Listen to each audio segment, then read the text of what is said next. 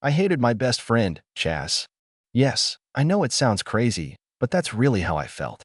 We grew up as the best of friends and the most stubborn competitors. We were more friends than competitors until we discovered the girls. Thanks to some perverse sense of humor of the gods, it seemed that we always fell in love with the same girls.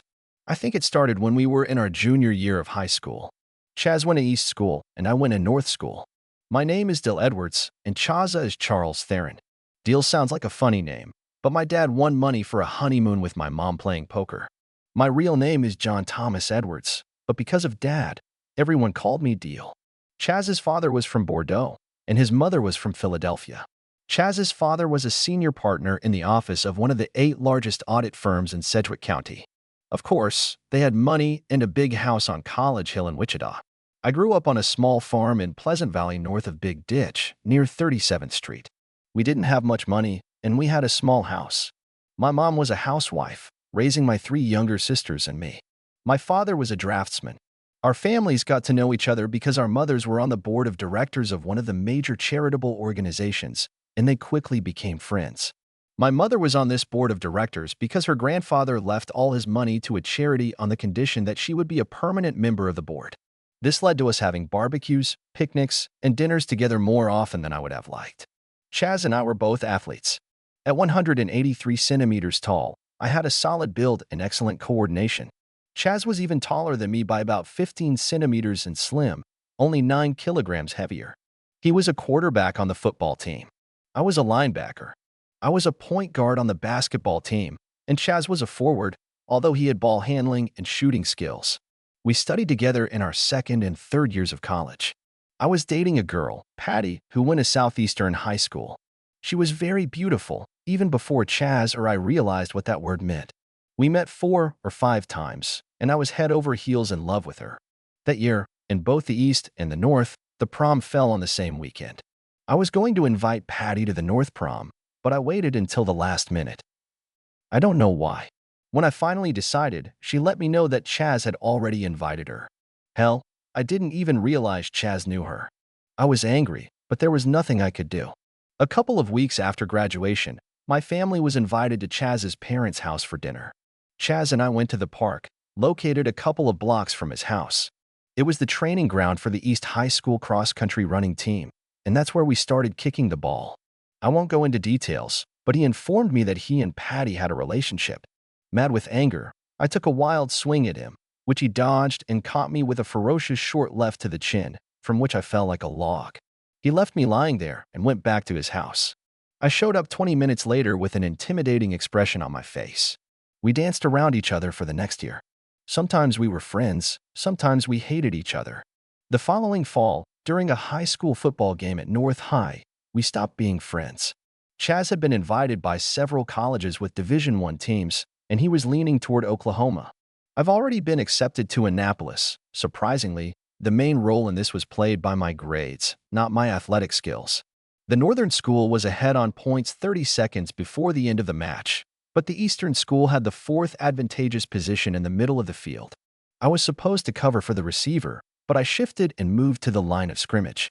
When their center made a snap, I rushed at the defender, remembering Patty. I gave my 100% for Chaz when I saw him throw the ball, being 3 steps away from him. I rushed at him anyway, knowing I was too late, but I didn't care. He fell on the throwing arm and broke both bones of his forearm.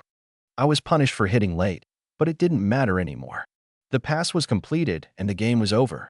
It took Chaz 2 years to fully recover, and after that he hated me. Due to injury, he lost all his scholarship offers and ended up at the University of Wichita. There he had to study accounting and take a reserve officer training course. I went to Annapolis, and our families didn't get together anymore. After graduation, I joined the Marines and went home when I was given a month's leave before being sent to Vietnam. I called one of the girls I dated from time to time, and we went dancing at East Kellogg's. I was outside smoking a cigarette when I saw Chaz. I nodded at him, but did not approach.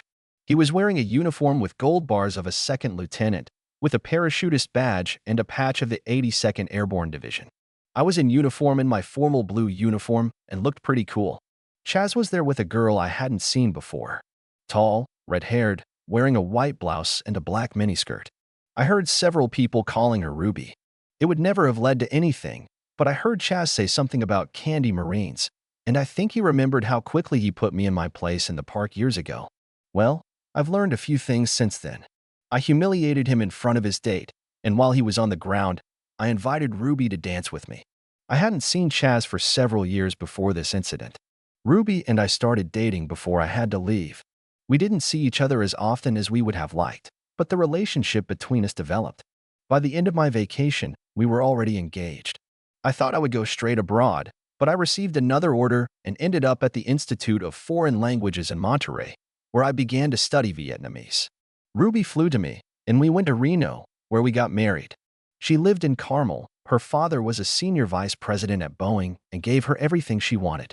It was nice to hug a loved one when I had free time. When I finished my studies, she returned to her parents, and I went to war. For me, Vietnam marked an absolute difference and an absolute change in everything. In 2 days, I went from living in an almost paradise in Monterey Bay and spending, sometimes, nights with a woman who was very close to me to this, a strange place. Everything was different. The air had an alien smell, and the heat and humidity were oppressive. It happened in February '68, and I was sent to the Quezon Combat Base a few miles south of the demilitarized zone in Quang Tri Province. The area was remote and sparsely populated, and the main focus of the war at that time. A number of Marines and Vietnamese bases were built south of the demilitarized zone to protect communications and settlements along the coast. I learned from my mom that at that time Chaz was in the 503rd Airborne Division, operating in the Central Highlands. Mom didn't know anything about the feud that had arisen between us. Dating him was the last thing I wanted, but I told my mom that I would try to meet him. I just didn't want to involve her in this. Quezon Base was closed last fall for renovation and expansion and reopened a few months before my arrival. South Vietnamese Army, ARVN, engineers built an unpaved runway in 1962, which was doubled in length, and a couple of years later, several taxiing strips were added, built by CBs and covered with interconnected aluminum mats. By the time I arrived, it was a well-fortified base. As our helicopter approached the base, I had a premonition of things to come when we spotted the still-smoking remains of the KC-130 at the end of the runway. The base was more than 2 kilometers long and about 400 meters wide. The runway actually extended about 150 meters beyond the perimeter. This narrow passage was tightly covered with machine guns, claymore mines, and several Ontas anti-tank vehicles. The only source of water for the base was a stream outside the northern perimeter. The water was piped to the base and stored in rubber tanks. I was assigned to the S2 Battalion, which is responsible for reconnaissance. My job was to translate documents found on captured or dead enemy soldiers as quickly as possible. This meant that instead of waiting for the documents to come to me, I often had to go get them myself. It was hard work because the documents were usually in poor condition, and we were getting more and more material from the NVA. And what we studied in Monterey was mostly documents from VC. About 2 weeks after my stay, I was on the front line, and one of the guys asked if I wanted to take a picture with the snake. I asked him what he was talking about, and he told me about the snake he had killed the day before. It took 4 people to bring it. Later, when I returned to the real world, I looked at this photo and remembered what a rowing war it was. It was a small consolation compared to the hell my life had turned into. I paid attention to soldiers with experience and learned how to survive. About 6 months after starting my work in Quezon, I was sent to Tan Son Nhut Air Base outside Saigon to meet with other translators to try to achieve greater consistency in translations and suggestions to identify trends in the data we collected. It was believed that such a meeting would help us to be more productive in the questions we asked. On the way back, the helicopter I was flying landed on the landing pad just as the mortar attack began. I ran for cover as fast as I could when I felt a sharp pain in my back, followed by a deafening sound and strong air pressure from the explosion of a mortar shell. I got some bad news at the hospital. The doctor called it an intersection of the spinal cord in the epidural space. He meant that I was now paralyzed from the navel down. To be more precise, I lost the opportunity to lead a normal personal life and began to suffer from incontinence, or rather, as the doctor reported, urinary and fecal incontinence. I wish I was dead. That was my first thought after the doctor left. It was a topic that I became obsessed with. When I was receiving therapy and started talking to my fellow prisoners about how our lives had been destroyed by a war that no one supported, I learned to keep my thoughts to myself. It turned out that those who had suicidal thoughts were sent to some hospital for veterans and forgotten. I learned to smile and speak optimistically, while I came up with plan after plan on how to get rid of the constant pain and humiliation I was experiencing. One of the plans started working almost immediately. I was napping one afternoon. In fact, I was sleeping most of the time because of the drugs I was taking for pain when Chaz came in. He had a patch over his eye, which he had lost when he was ambushed by the Viet Cong. This stubborn guy actually looked even more masculine with an eye patch than without it. We talked for a while, and then I asked him to bring me a bottle. Come on, Chaz, for the good old days. He came back and, handing me the bottle, said, "Hey, did Ruby tell you that we went dancing a couple of times when I was on vacation before sailing? She was lonely, you know. Listen up. How can you be a support for her now?" Grinning, he added, "You know, she's always been very attractive, hasn't she?" I was torn between drinking the whiskey bottle I brought or throwing it at him in an attempt to gouge out his other eye. I decided to drink and tried my best to get rid of the pain in this way. I was almost halfway to the bottom of the bottle when I dropped it. This not only prevented me from finishing the rest of the whiskey, but also attracted the night nurse, who came running because of the noise. I cried for 2 days in a row after that before I could fake calmness again. Then I ended up in a hospital in Hawaii, and Ruby came to stay with me for a couple of weeks. She just came to the hospital for about half an hour every day. I asked her why she didn't come more often. Because this place is too depressing. And I hate that smell. He makes me sick. I was worried about what she was doing the rest of the time, but there was nothing I could do about it. I finally got home. We rented a house just a few blocks from Pleasant Valley High School, north of Wichita. He was standing by a large ravine. We hired a guy, and he installed a wheelchair ramp so I could get in and out. Ruby didn't have the patience to handle all the work involved in keeping me clean. From time to time, I noticed disgust on her face, and it really hurt me. But the worst part was that she started going out in the evenings 2 or 3 times a week to meet with her girlfriends. Every morning, I had one prayer that I repeated over and over again. "Oh God, let me die today." The doctor said I'd probably last another 2 or 3 years. I had too much damage. I had to go to the Veterans Hospital about once every 2 months, and the doctors tried to fix something in me, after which my death was postponed for some time. Ruby continued to leave in the evenings, leaving me sleepless nights. I tried to talk to her about it, but I got a reply. "Oh, deal. I'm sorry, but it's so boring here. I'm too young to stay at home all the time." I watched her get ready, and I knew she wasn't going to any bachelorette party. She spent too much time on her clothes and makeup, putting on expensive perfumes that cost more than we could afford.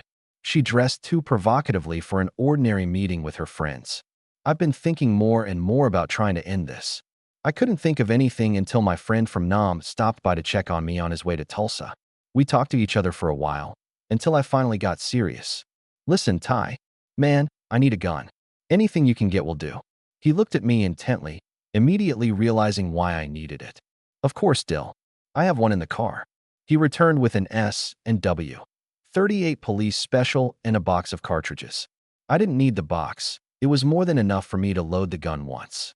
One bullet would be enough to end such a miserable life. It lasted for a couple of months. I hid the gun in my travel bag in the closet. Ruby never showed any interest in it. Then came the night when I got angry enough. I was beside myself with anger. Ruby was about to leave again and casually mentioned, "I'm not driving tonight.